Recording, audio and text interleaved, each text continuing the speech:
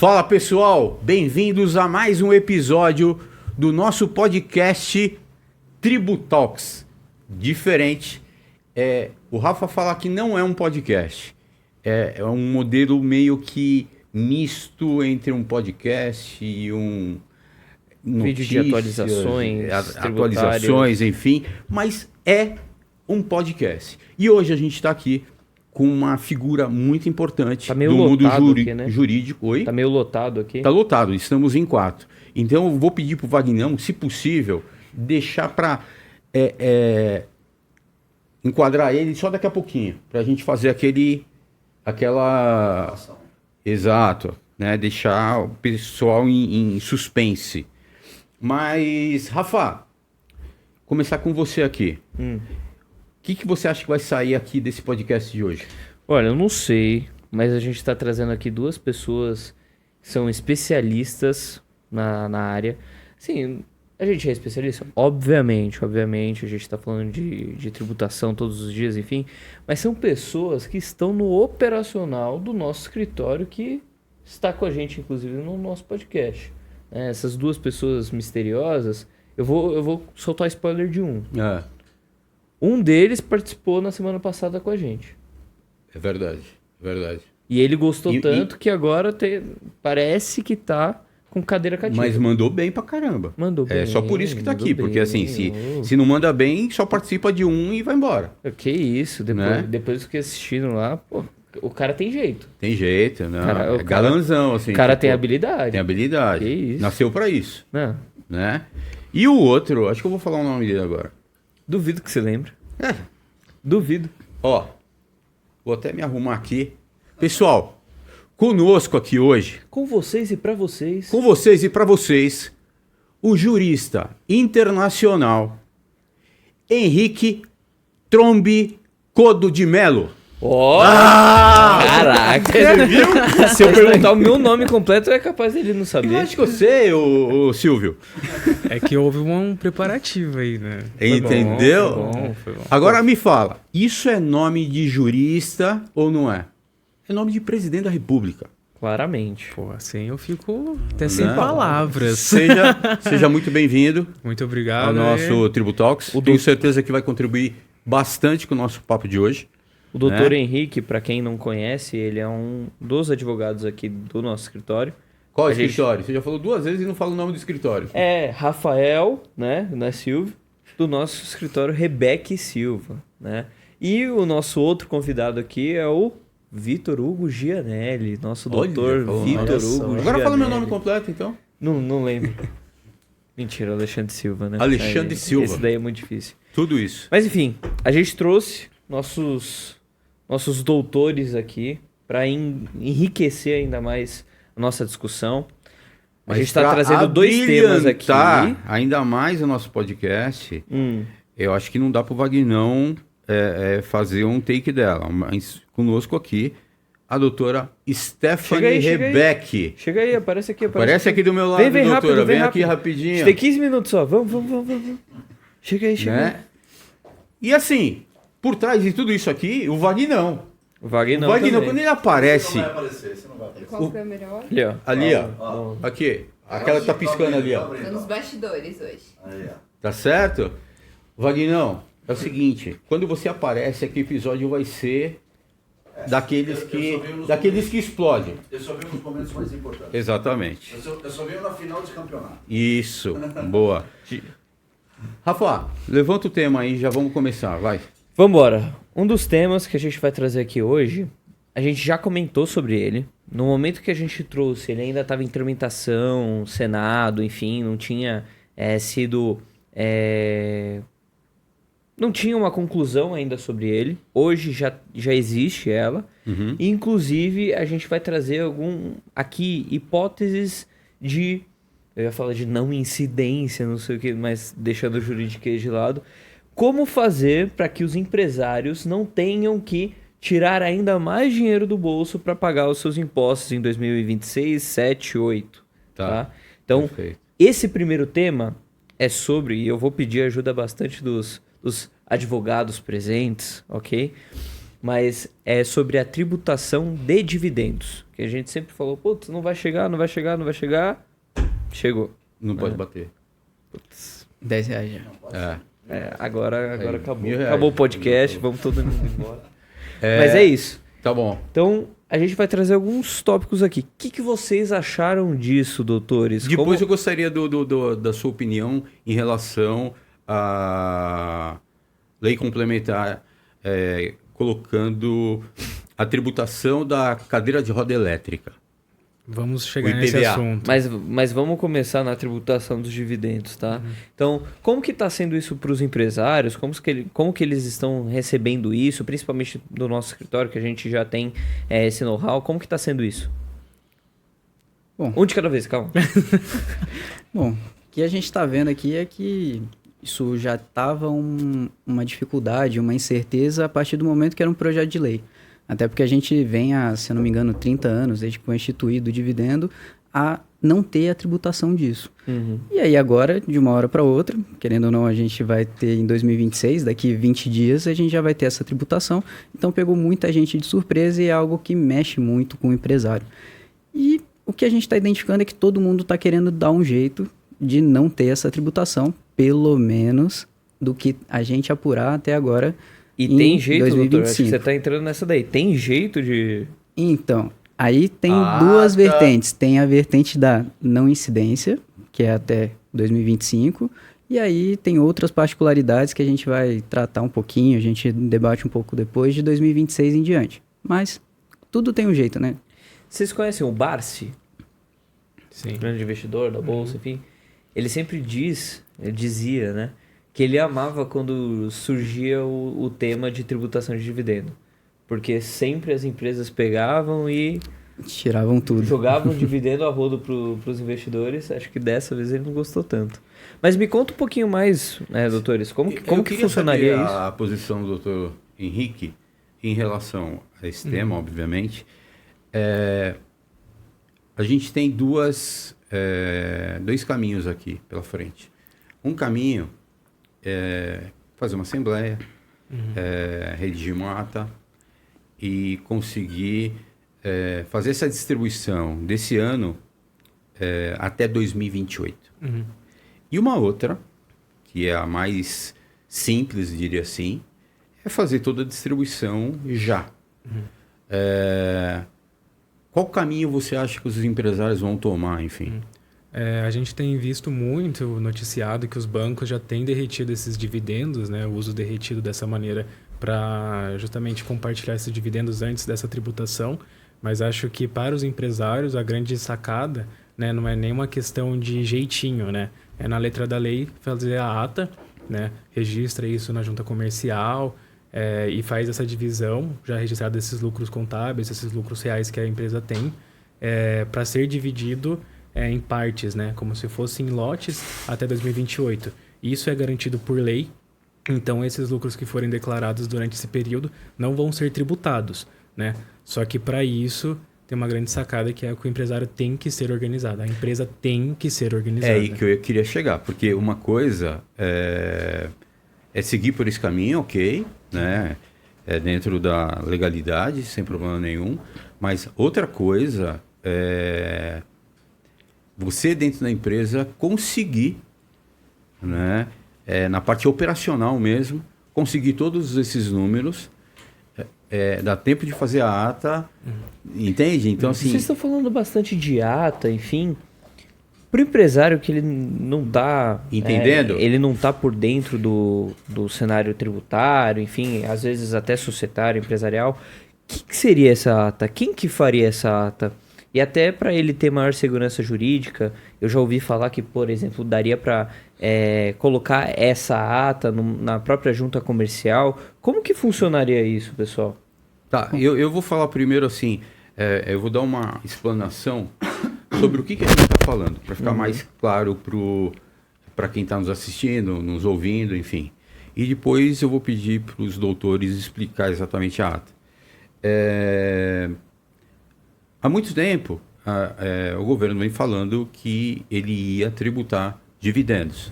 E dividendos, quem é empresário sabe que uma parte você tira através de Prolabore, e a grande parte você tira através de dividendos. Por quê? Porque ele não é tributado. Então, é óbvio, ele já foi tributado, enfim, a gente pode entrar numa polêmica aqui, enfim, que eu não concordo com isso, não concordo com o governo, enfim. Mas, enfim, então, era feito dessa forma. A partir de 2026, já está certo, já foi sancionado pelo nosso presidente, que vai ter, sim, tributação para pessoas, para CPFs, que fizerem uma retirada desse dividendos acima de 50 mil reais mês, ou seja, 600 mil reais ano, e se ultrapassar isso ainda tem uma taxa, uma alíquota progressiva. Uma alíquota, né? progressiva, tá? Então, esse é o tema que a gente está discutindo aqui, né? Isso, a partir de 2026, não vai ter para onde correr, vai ter que ser assim. Só que, nesse momento, a gente ainda... existe um caminho ainda para a gente não pagar essa tributação, que são esses dois caminhos que a gente estava dizendo. Uma é você fazer essa retirada de uma vez só, antes de entrar em vigor, e a outra é através de uma ata, através de um conselho, enfim, aí eu passo para vocês a palavra.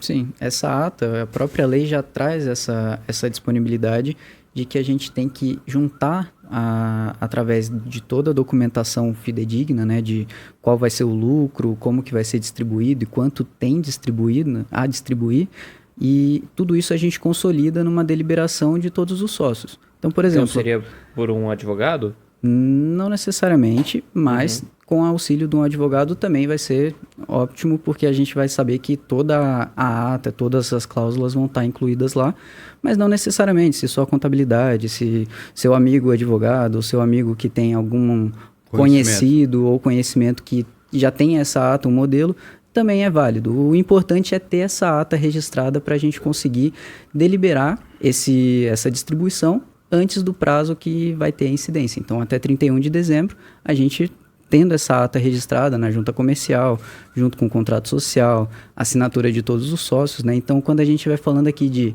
empresas que têm só um sócio, você já está deliberando automaticamente, mas é bom colocar na ata também. Mas tendo mais de um sócio, é fundamental e obrigatório ter essa ata registrada, tudo certinho. Aí eu vou me dirigir ao Dr. Henrique e vou falar o seguinte, né? E a gente lida com isso todos os dias.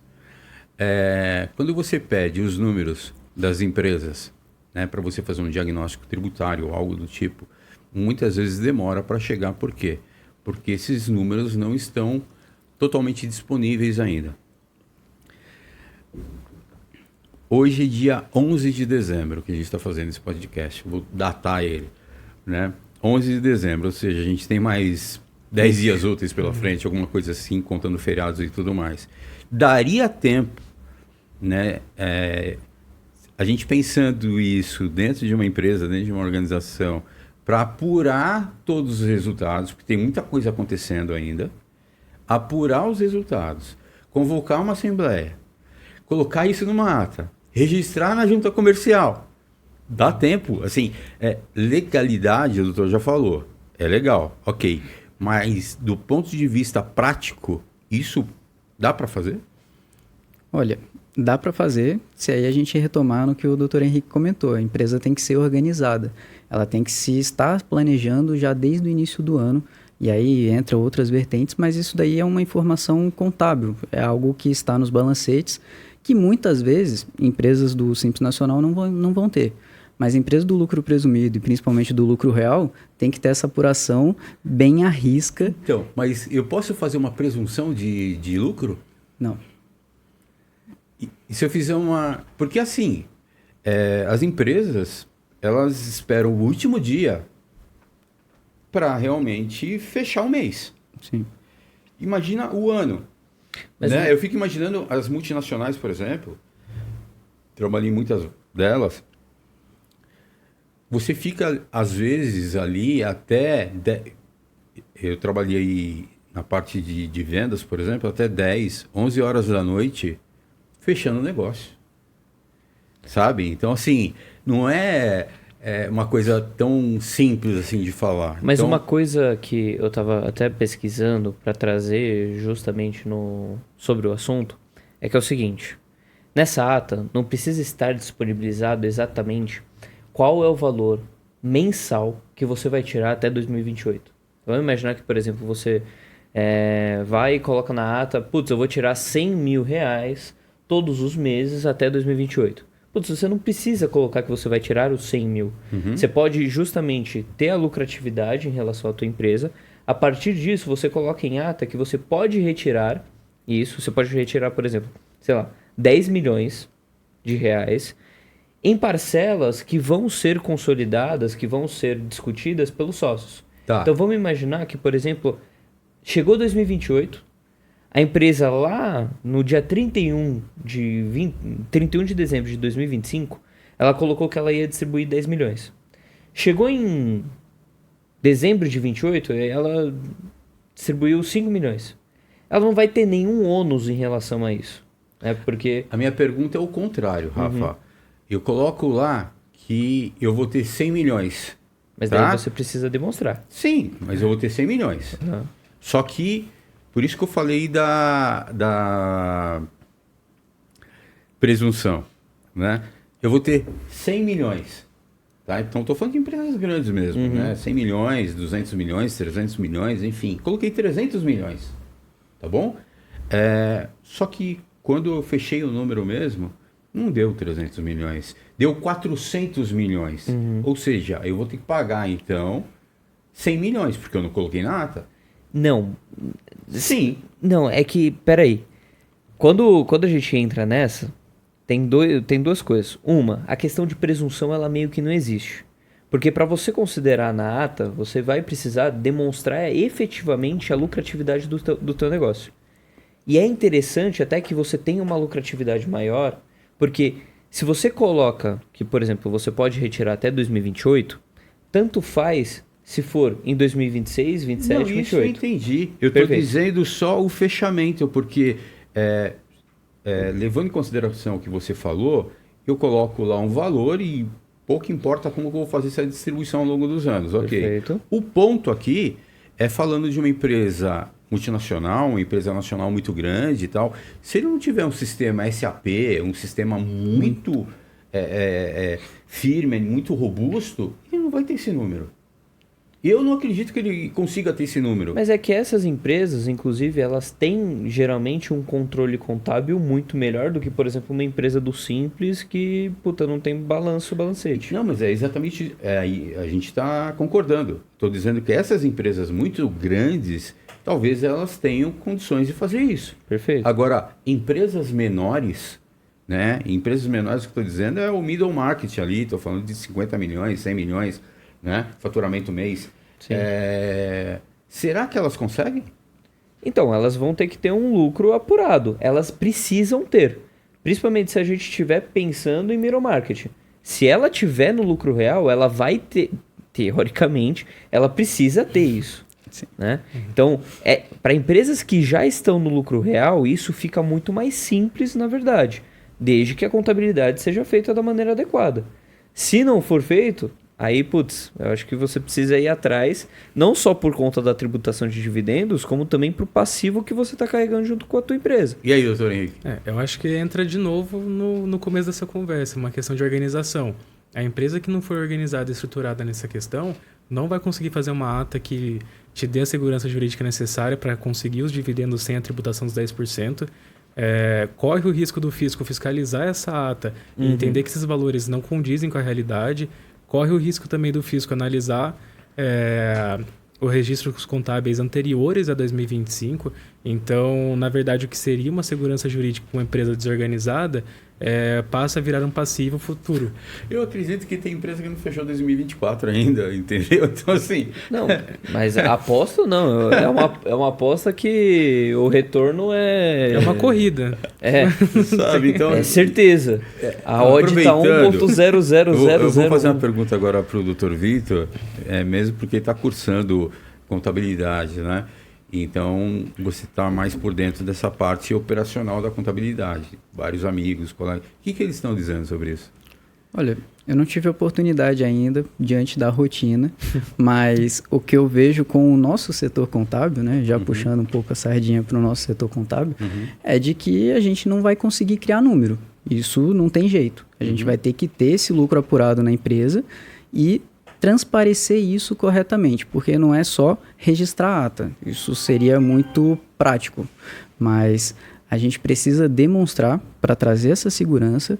E aí, o que a gente tem visto, principalmente em notícias, é que já tem uma movimentação de que, possivelmente, virando o ano, a gente possa fazer uma nova ata corrigindo essa de 2025. Porque aí a gente consegue ter esse prazo, porque aí a gente entra em obrigações acessórias que já são delimitadas com prazos mensais. Então, quando a gente tem aqui... fechamos dezembro, mas a gente é obrigado a entregar uma obrigação acessória no mês subsequente, a gente, em tese, tem até o mês subsequente para ter essas informações fechadas. Porque e aí... nós comentamos, desculpa te interromper, mas nós comentamos, inclusive, no podcast anterior, que foi aberto uma janela aí. Né? Com relação à reforma, né? Exatamente. A gente não sabe ainda quanto tempo vai ter essa janela, enfim, mas... as empresas poderiam aproveitar essa janela, então, para fechar, de fato, o número correto, né? Sim. Mas o mais importante de tudo é registrar a ata com o valor, pelo menos até o mês anterior, com o lucro disponível, para que isso tenha total segurança de que aquele valor que você tem hoje tá livre dessa nova tributação. Eu posso fazer essa ata levando em consideração apenas o mês de novembro, ou seja, sem o fechamento do ano? E garantir esse lucro, porque talvez as empresas não consigam fechar dezembro, mas novembro, sim. Então, assim, a título só para garantir um determinado valor de distribuição de dividendos, eu posso fazer essa ata considerando novembro? Então, novembro se você já tivesse disponibilidade dessas informações, é perfeito, mas o que eu estou vendo, principalmente no meio contábil, é justamente utilizar até dia 31/9, que é o fechamento do terceiro trimestre. Sim. Então, é uma informação mais precisa que aí a gente já tem e essa normalmente conclusão. As empresas trabalham dessa forma também, né? Exatamente. Cara, olha que loucura. Eu vou trazer esse ponto e daí a gente já vai fazer uma transição. Algum ponto em relação a esse tema? Porque daí eu já estou pensando em fazer a transição para o próximo tema que é tão importante quanto esse daqui. É que esse aqui é muito... Assim, falando já de 2026. Esse é urgente, assim, né? A gente tem que tomar uma decisão. Tem um que é tão urgente quanto. O empresário tem que tomar essa decisão agora, não dá para esperar. Tem um que é tão urgente quanto. Sim, eu sei qual que é, mas eu gostaria de levantar a bola rapidinho sobre esse tema, que é a distribuição de lucros em empresas do Simples Nacional. Está tendo uma discussão, né? Principalmente jurídica, porque a gente tem a legislação do Simples Nacional, que é a Lei Complementar 123, e tem essa legislação agora atual com relação à distribuição desses dividendos, que é uma lei ordinária. E aí, na Lei Complementar do Simples Nacional, tem lá num dos artigos, não sei se é o 6º, 16º, se eu não me engano, trazendo justamente de que empresas do Simples Nacional estão isentas da distribuição de lucro, principalmente porque eles não têm a obrigatoriedade de ter a entrega de balancetes e tudo. Então, Ou seja, é um regime especial. É um regime especial. Aí a gente está vendo justamente que o Simples, às vezes, vale a pena, né? Que aí já entra um pouco no tema que a gente vai falar. Mas está tendo essa discussão porque traz essa insegurança, porque lei complementar tem a até para quem não entende, enfim, existe uma hierarquia normativa dentro do Brasil. Então, existem algumas... eu vou falar besteira aqui.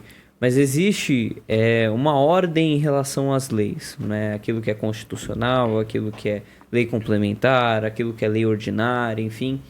E isso que está sendo trazido, me corrija se eu estiver errado, doutores, ela tem uma origem de lei ordinária, certo? Isso aí. A lei que rege o Simples Nacional é uma lei complementar, ou seja, nessa hierarquia das leis, digamos assim, a hierarquia do Simples Nacional estaria acima desse decreto, dessa lei que está vindo posteriormente em relação à tributação dos dividendos. Então, nessa seara, há uma discussão jurídica justamente se é constitucional, claro. Se uma vale mais que a outra. Mas É justamente isso. entra na questão constitucional, né? Se vale essa hierarquia ou não vale. Perfeito. E daí abre-se precedente pro Dr. Vitor impetrar uma... Mentira, parei aqui. Mas eu acho Dr. que é isso Henrique, mesmo. para de dar risada. Opa, Que quando é você sério, começa... é quando você sério. começa... Não para. Não para. Sim. Então, mas olha a provocação que eu vou trazer aqui. E faz sentido. Geralmente as empresas do lucro real querem ter uma lucratividade mais... Baixa. Nesse momento, todo mundo quer ter uma lucratividade alta. Pra já distribuir tudo mais um pouco. Cara, Então, mas como que faz agora? Nada, eu entendi o que você nada tá no dizendo. Brasil é tipo... É certo. previsível, É. muito imprevisível. Porque, putz, uma empresa que está no lucro real, ela já tem na cabeça, putz, eu preciso ter uma lucratividade baixa, por isso eu vou fazer mais investimentos, não sei o que e tal.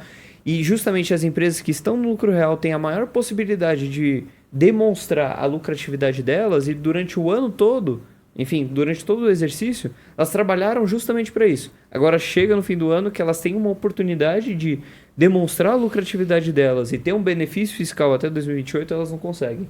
Então isso é meio maluco. E daí entra na aquela seara... armadilha, né? Começa a correr um atrás do outro e você tem que afrouxa de um lado e aperta do outro. É bizarro. Eu tô achando que esse bate-papo aqui tá ficando muito técnico. Porque eu entendi exatamente tudo que está sendo discutido aqui, mas acho que quem não é tributarista começa a se perder agora nessa questão. Tem uma forma da gente melhorar isso.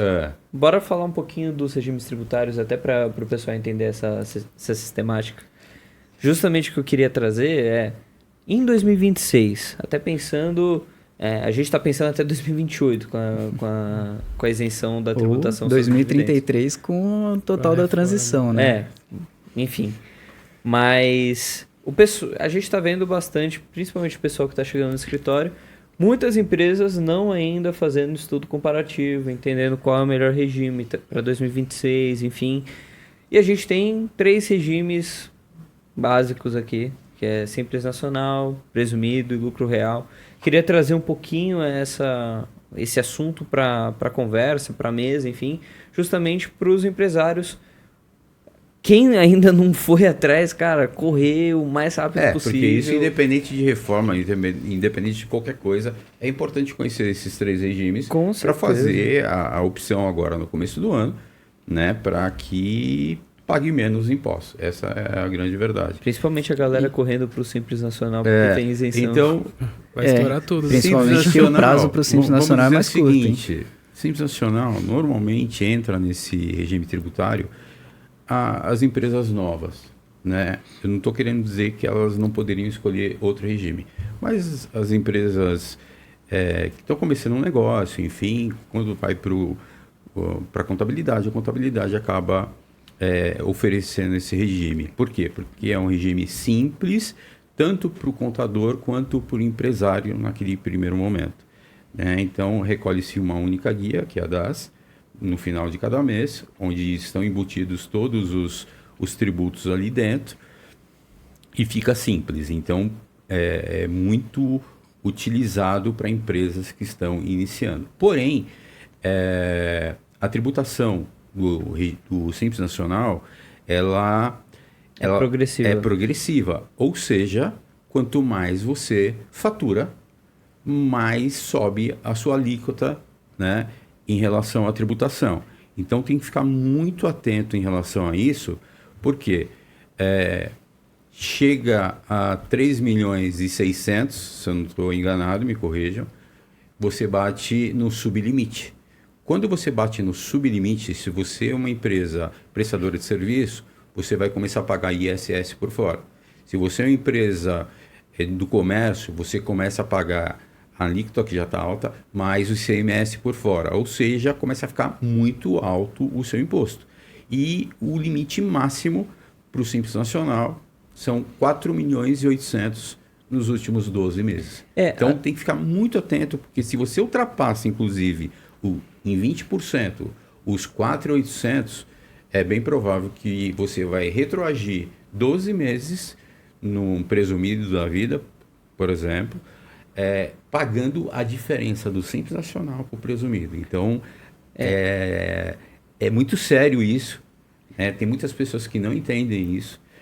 E só para terminar isso, eu já vou passar a palavra para outra pessoa falar dos outros regimes, mas muitas pessoas pensam o seguinte: atendi ontem uma pessoa assim, olha isso, eu vou abrir 2 CNPJs, porque eu vou dividir o meu faturamento em 2, sendo assim, a minha carga tributária, minha alíquota, ela vai cair e eu vou começar a pagar um pouquinho de novo. Nesse caso em específico, a empresária abriu 2 CNPJs no nome dela. Beleza. Sabe? E foi uma recomendação. Então, assim, até para deixar uma dica, se você quiser fazer isso, eu não recomendo, porque a Receita Federal pega isso muito fácil e isso pode ser caracterizado uma simulação, mas se você for fazer isso, faça no nome de uma outra pessoa, porque o que conta, na verdade, é o CPF. Então, vai juntar o CPF e você vai pagar a mesma alíquota ou até maior e corre o risco ainda de receber uma autuação da Receita Federal. É a cartinha que a Receita mais gosta de mandar. Exatamente. Sobre o Simples Nacional, uma parte que o Dr. Alexandre trouxe é que justamente a alíquota é progressiva. O que isso quer dizer? Quer dizer que quanto mais você... Vamos imaginar que, por exemplo, quando você fatura 100 mil reais, você vai ter uma alíquota de 10%. Isso são todos valores exemplificativos, tá? Mas 100 mil reais você está faturando, você vai pagar 10% sobre isso. Então, você pagaria 10 mil reais. A partir do momento que você fatura 200 mil, a tua alíquota deixa de ser 10%. E ela aumenta. Então, ela vai, por exemplo, para 15%. Então, obviamente, você já teria um aumento na tua carga tributária proporcional ao teu maior faturamento, só que nesse formato ela não vai ser proporcional, ela vai ser desproporcional para mais. Então, chega um momento que você acha que você tem controle de quanto você está pagando no Simples Nacional, mas na verdade você já passou algumas alíquotas ali dentro e você está esperando uma guia, por exemplo, de 40 mil reais. E do nada chega uma guia de 60. Você fala, putz, mas o que aconteceu? Né? Eu estava faturando 100, eu estava pagando 20, agora eu estou faturando 200 e estou pagando 60. Como assim? É justamente sobre isso. As alíquotas elas vão subindo e se você não está muito por dentro da tua contabilidade, daquilo que está acontecendo em relação ao pagamento dos seus impostos, você vai tomar um susto. E se você não tiver caixa suficiente... Putz, isso daí vira uma bola de neve. A gente está cansado de ver empresas no Simples Nacional que tem um pouco ou nenhum controle em relação ao caixa, enfim, e acabam não conseguindo pagar as primeiras guias. Também, né? É uma problemática. Exato, olha para o lado e fala, putz, o preço do meu produto é 20, com base no que meu concorrente está vendendo a 20. Eu gostaria até de pontuar Doutor Henrique Trombe Codo... Força. Até o Wagner já gravou. Demelo. Claro. Faça a sua colocação, mas a pergunta que viria é a seguinte. Quando vale a pena você sair do Simples Nacional e ir para um lucro presumido, por exemplo? Eu ia trazer justamente esse ponto, né? Tem muito empresário que a gente vê que luta para ficar no Simples Nacional porque entende que aquilo é mais barato, é uma alíquota tributária menor, acaba compensando mais. Mas existe uma questão principal que é quando traz o estudo comparativo para a empresa desse empresário, né? Quando a gente mostra as opções, o Simples Nacional nem sempre é benéfico, né? De repente a gente segrega essas operações em Simples Nacional e outra empresa e afins, mas de repente quando unifica essas operações com um estudo comparativo que mostra qual desses 3 regimes que a gente está falando compensa mais, às vezes lucro presumido acaba compensando muito mais, traz uma alíquota efetiva tributária menor do que ele já paga e simplifica toda a operação, né? Em vez de você ficar batendo a cabeça com o imposto por fora, com o que está pagando dentro, o que veio no PGDAS, o que está acontecendo... Quando você estrutura isso numa empresa com lucro presumido, de repente, simplifica. E fica muito mais previsível. E você tem mais projeções do que você está acontecendo, você consegue abrir um leque de oportunidade para o próprio empresário. Então, eles lutam, alguns não chega a essa informação, mas nem sempre o Simples Nacional é um mar de maravilhas, né? Você falou Imagina um sobre- mercado no Simples Nacional. Tá doido. A beleza. Inclusive, até trazendo o que o Dr. Henrique trouxe para a mesa, cara, como que funciona mais ou menos a lógica sobre lucro presumido e lucro real? Quando que você bate o olho, putz, eu acho que essa empresa vai para lucro real, lucro presumido.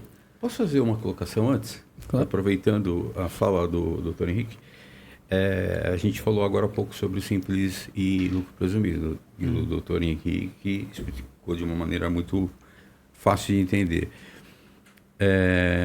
Esses dias eu estava fazendo algumas gravações externas, enfim, e num determinado estabelecimento nós vimos o quê? Nós vimos um estabelecimento bem grande e junto a ele tinha uma outra categoria, vamos dizer assim, de produtos.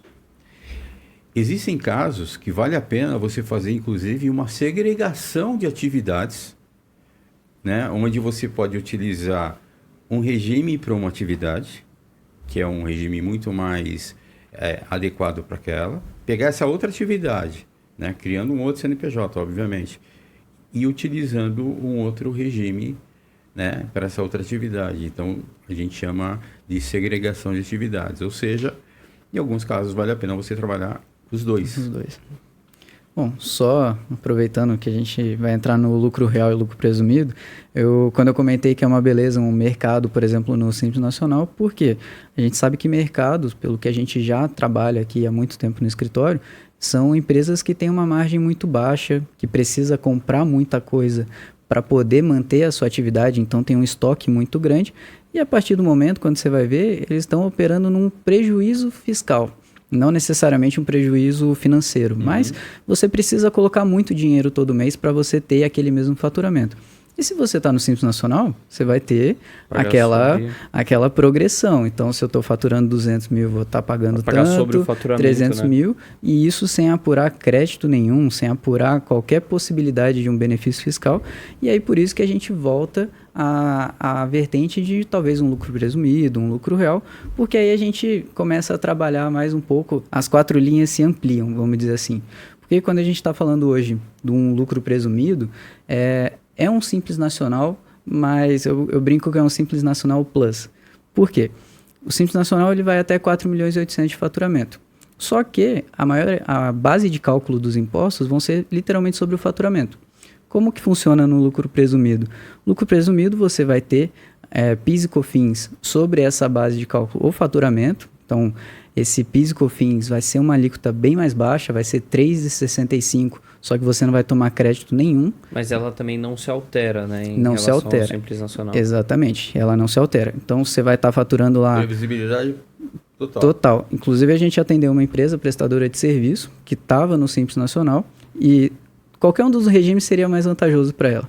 Só que o lucro real, naquela particularidade, ficava flutuando um pouco a alíquota. Só que o lucro presumido, mesmo que seja 1% mais caro, por exemplo, né, mais oneroso, foi a opção da empresa justamente por essa previsibilidade. Então, precificação do serviço, eles falaram, putz, eu vou colocar então esse percentual aqui, com uma margem aqui de segurança, e isso vai estar dentro da minha margem para conseguir saber que eu estou faturando e estou lucrando. Então, tem essa questão também. Tudo um ajuste muito grande para cada operação. E aí, no lucro presumido, a gente tem esses outros impostos, que seria imposto de renda, contribuição social. E aí a gente volta um pouquinho pro próprio nome do regime, né? O lucro presumido. Então você está... Presume-se que você está lucrando algum percentual. E aí a gente tem essa delimitação de acordo com a sua atividade. Hoje tem, por exemplo, comércio e serviço, a principal diferenciação. Tem atividades financeiras 32% do serviço. Exatamente. Então se a gente fatura lá 100 mil por mês, vamos lá, que a gente é tributarista, mas não é calculadora, né? 100 mil por mês de faturamento. Se a gente pega uma prestação de serviço, a gente não vai ter uma alíquota de 15% do imposto de renda sobre esses 100 mil, que seria mais ou menos no Simples Nacional. E aí a gente tem o quê? Pega essa presunção de 32%, que o Dr. Heller falou, e a gente tira essa base. Então Aí a você... Receita olha para sua empresa e fala, eu acho que ele está tendo um lucro de 32%. Vamos pegar essa base de cálculo aqui? Se ele falar que é 32, é 32. Então a gente utiliza o 32 e aí desses 32 mil e não mais os 100 é o que a gente vai aplicar a alíquota do imposto de renda e da contribuição social. Tem umas presunções diferentes, mas 8% comércio, 32% serviço. E aí a gente entra no ICMS que lá no Simples Nacional, se você chega no sublimite, já é a mesma coisa que a gente vai falar aqui no lucro presumido e lucro real. Mas por fora. Mas eu vou fazer mais eu quero acrescentar mais um ponto em relação ao Simples Nacional que muitas vezes as pessoas não levam em consideração. Quando eles fazem o comparativo do Simples Nacional para um lucro presumido, né, só a título de exemplo aqui, e dá lá, por exemplo, sei lá, uma alíquota, uma diferença de alíquota pequena. Ah, mas eu prefiro ter essa alíquota menor, eu vou continuar no Simples Nacional, para mim faz mais sentido. Será? Quando você vende, se você trabalha B2B, quando você vende a sua mercadoria, por exemplo, para alguém que esteja no lucro presumido ou no lucro real, se você está no Simples Nacional, você até pode destacar, por exemplo, ICMS, num percentual bem mais menor, muito menor, né, na nota fiscal, e esse cara está comprando, ele se beneficiar dele. Mas normalmente isso nem acontece, né? Agora, a partir do momento que vai para o quando vem nota, né? Mas aí é polêmica. Mas vamos lá. Quando ele está no lucro presumido, né, e quem está comprando dele é do lucro presumido, do lucro real, e olhar para mim e para o doutor Henrique, ele está no Simples Nacional, eu estou no lucro presumido, né, e você está comprando da gente.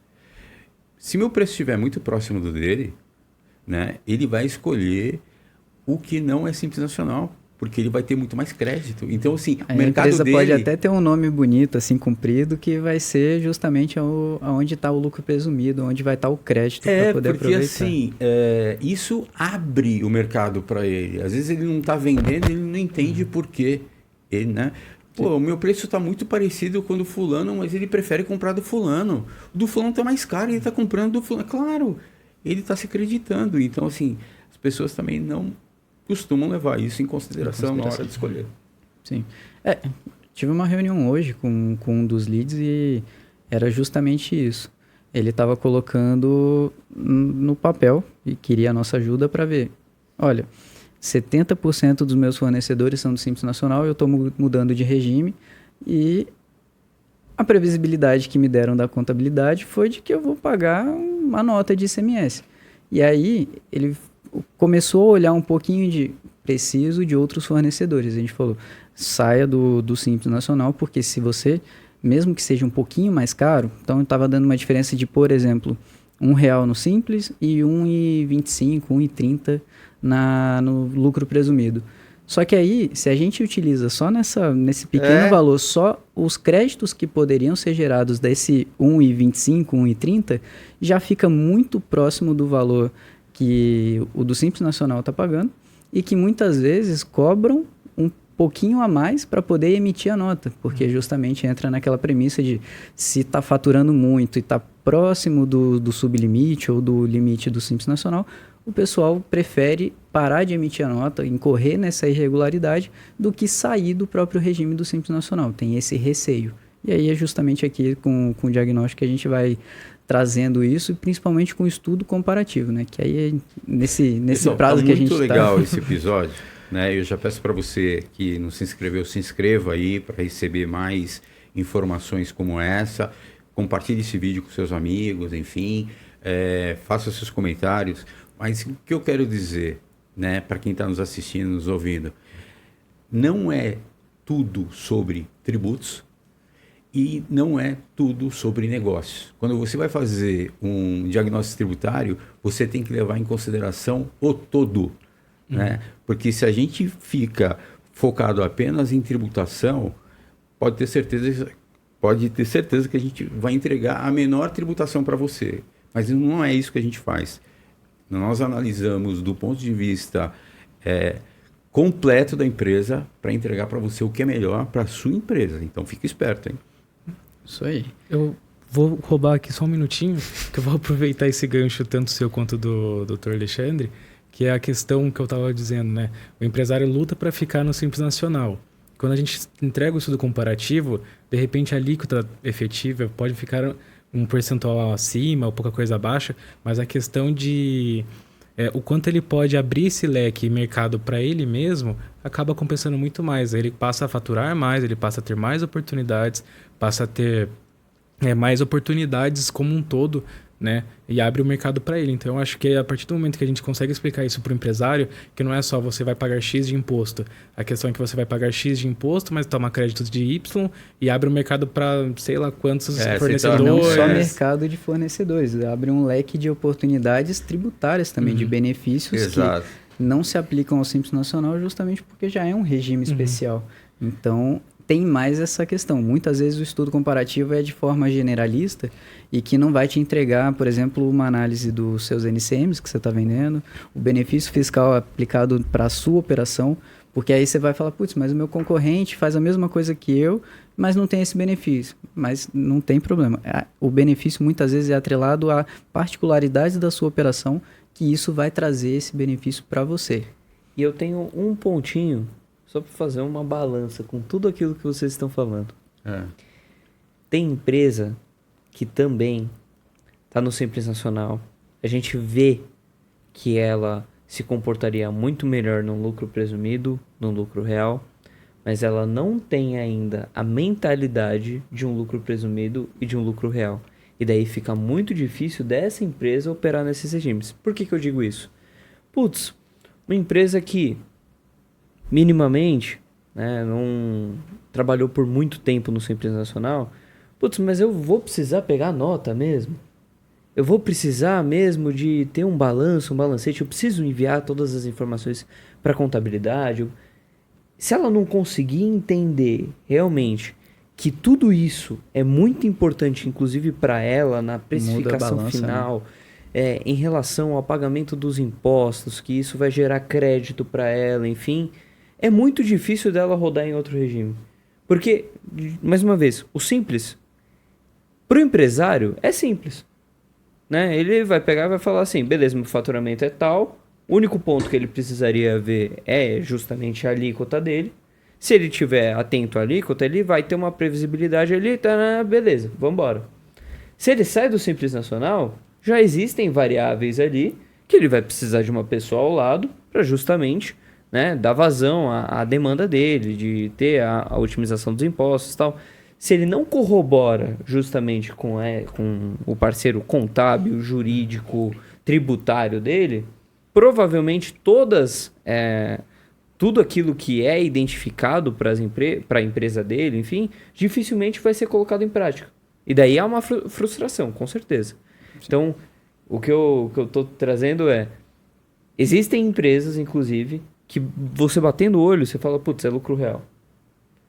Aí você olha, você começa a analisar a empresa e você, putz, essa empresa aqui vai precisar de um período de transição.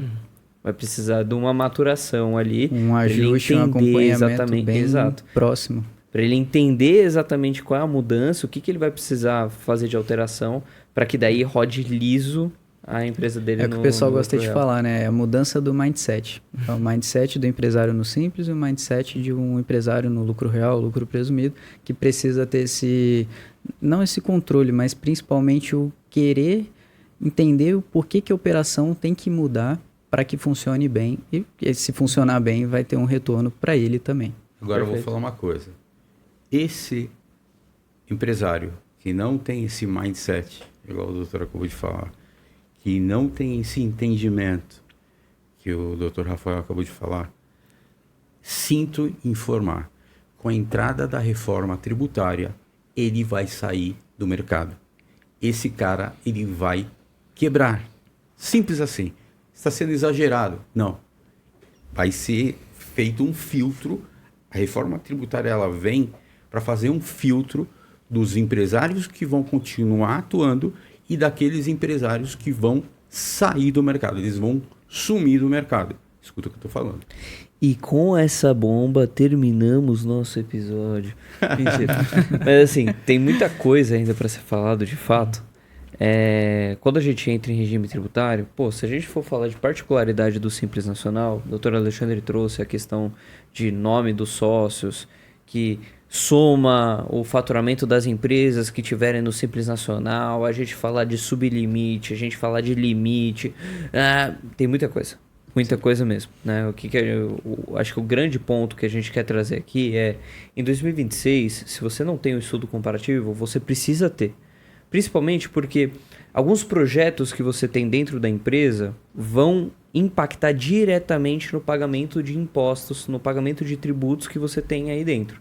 Então vamos imaginar que, por exemplo, você quer ter uma operação super alavancada, você vai fazer um investimento muito forte no ano de 2026, eventualmente faz sentido o lucro real. Putz, é geração de caixa, você está pensando em colocar processos na empresa e gerar muito caixa, enfim, lucro presumido talvez seja para você, mas precisa ser levado em consideração essa projeção, esse estudo comparativo para 2026.